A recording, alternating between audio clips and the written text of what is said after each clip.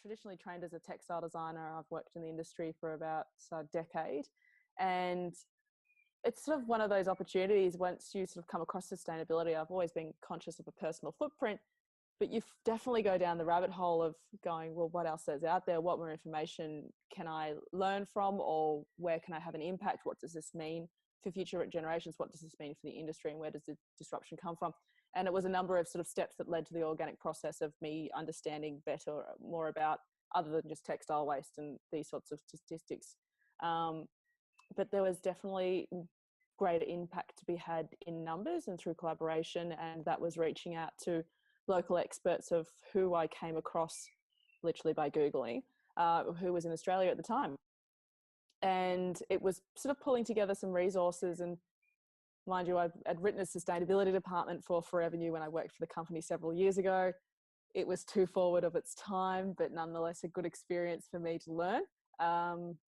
And I thought, well, if I'm going to be freelance textile designing myself and going across to Sydney, how can I incorporate some of these unique aspects into my business and selling B2B and sort of strengthen that opportunity? Well, you know, you're purchasing a unique Australian product, and then you also, did you know this is a recycled fabric? This is printed on. Can you incorporate this into your business model? So on and so forth.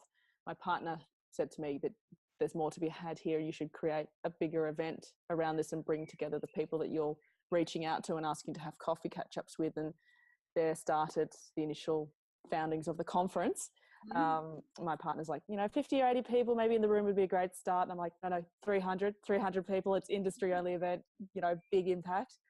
And it was sort of within 8 to 9 months that I put everything together and ran the conference in March in Sydney this year.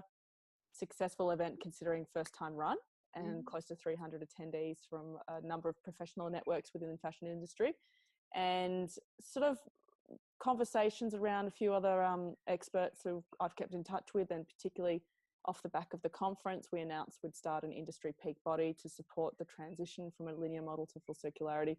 And in the past several months, we've been able to work more strongly on that. And that opportunity has really shone through. And so proud to say that not too long in the later year, and then definitely at the conference, we'll be able to say we can launch an industry body to support, to literally support this.